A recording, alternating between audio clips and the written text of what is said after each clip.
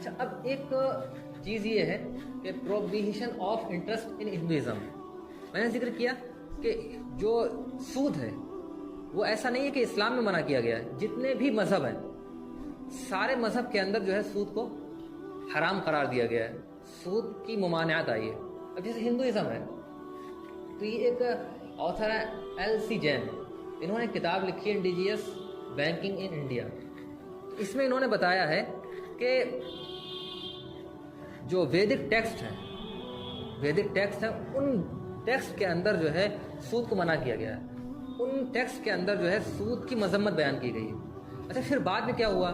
پھر بعد میں جو منو ہیں اور انہوں نے منو اسمرتی لکھی، اس کے اندر یعنی ٹیکسٹ میں وہ جو ویدک ٹیکسٹ ہے اس کے اندر تو سود منع ہی ہے، لیکن انہوں نے یہ کیا ہے کہ اگر ہائی ریٹ آف انٹرسٹ کے ساتھ وہ منع ہے اور لو انٹرسٹ کے ساتھ اگر دیا جائے تو پھر اس کی اجازت ہے. تو یہ منو نے کیا ہے منو اسمرتی کے اندر. اور جو ویدک ٹیکسٹ ہیں تو اس میں جو ہے وہ سود حرام قرار دیا جاتا رہا ہے اور سود کی آپ کہہ لیجیے مذمت بیان کی جاتی رہی. نیکسٹ. اچھا، اب اس وقت جو آپ کہہ لیجیے پوری سودی معیشت کے پیچھے جو لوگ بیٹھے ہوئے ہیں وہ یہودی ہیں. لیکن یہودیوں کا جو اس وقت بھی جو اولڈ ٹیسٹیمنٹ ہے، دو کتابیں ہیں نا، ایک اولڈ ٹیسٹیمنٹ اور ایک نیو ٹیسٹیمنٹ. اولڈ ٹیسٹیمنٹ جن کو یہودی مانتے ہیں اور نیو ٹیسٹیمنٹ جن کو عیسائی مانتے ہیں. تو جو اولڈ ٹیسٹیمنٹ ہے یعنی یہودیوں کی جو اصل کتاب ہے اس کے اندر بھی اب بھی آپ دیکھیں گے تو سود کی مذمت موجود ہے، سود کو کنڈم کیا گیا ہے. اور جو ہبریو یعنی جو یہودی ان کی جو بھاشا جو ہے وہ ہبریو ہے، اور اس میں جو لفظ آتا ہے وہ نشک آتا ہے جس کے معنی آتا ہے کاٹنا. یعنی سود کھانے والا یا کبھی سود بانٹ کر سود لینے والا ایک طریقے سے قرض دار کی گاڑی کمائی سے کاٹ رہا ہوتا ہے. تو مذمت آئی ہے. ٹھیک ہے.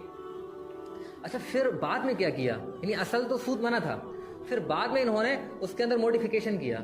وہ یہ کیا کہ سود جو ہے وہ نان جوئش کو، جینٹائل سے تو سود لے سکتے ہیں لیکن جو جوئش ہیں ان سے سود نہیں لے سکتے ہیں.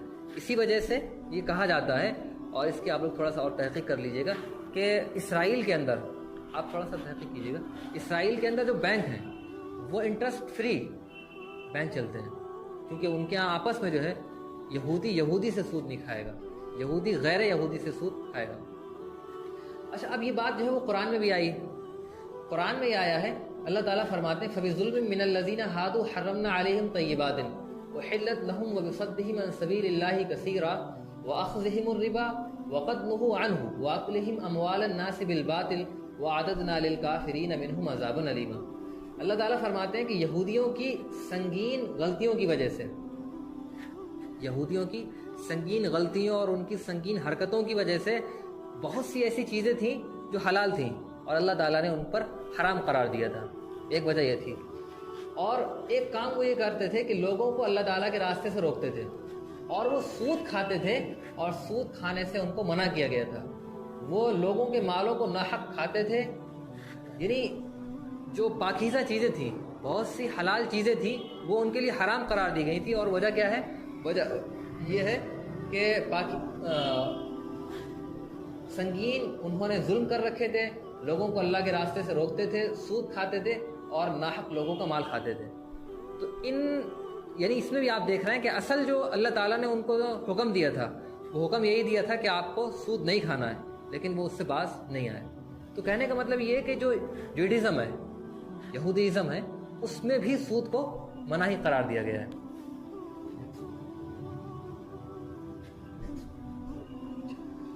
کرسچینٹی کے اندر جو انجیل ہے، جو نیو ٹیسٹیمنٹ ہے، اس کے اندر بھی جو ہے وہ سود کی مذمت بیان کی گئی، سود کو حرام قرار دیا گیا. تو اس میں نے ریفرنس جو ہے وہ ایک لنک شیئر کر دی ہے، اور اس کے جو کوٹیشن ہے وہ انشاءاللہ جب ہم PDF شیئر کریں گے، PPT شیئر کریں گے آپ لوگوں تو نقل کر دیں گے.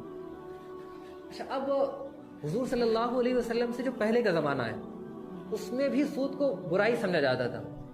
وہ آپ لوگوں نے واقعہ سنا ہوگا کہ حضور کے نبی بنائے جانے سے پہلے ایک بار موقع آیا تھا کعبے کے کنسٹرکشن کا، کعبے کی تعمیر کا. تو اس کے بعد جو ہے وہ فنڈ کی اپیل کی گئی لوگوں سے کہ آپ لوگ جو ہے وہ کنسٹرکشن کے لیے فنڈ دیں. تو اس میں کنڈیشن لگائی گئی تھی.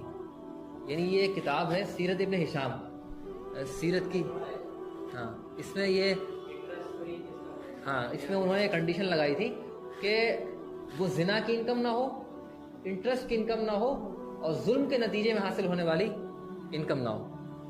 تو یعنی جاہلیت کے زمانے کے اندر بھی سود کو آپ کہہ لیجئے برا سمجھا جا رہا ہے, اور اس کی کمائی کو وہی ظاہر خرابی سمجھا جا رہا ہے, تبھی تو وہ کعبے کی عمارت میں لگانے کے لیے تیار نہیں ہے.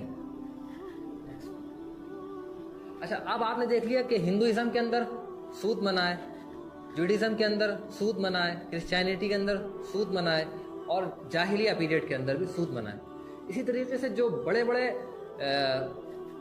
یونان کے فلاسفر گزرے ہیں, پلیٹو, ایرسٹوٹل, ان لوگوں نے بھی سود کے بارے میں یہی کہا ہے کہ یہ خراب چیز ہے, یہ انفیئر پریکٹس ہے, یہ نہیں ہونا چاہیے.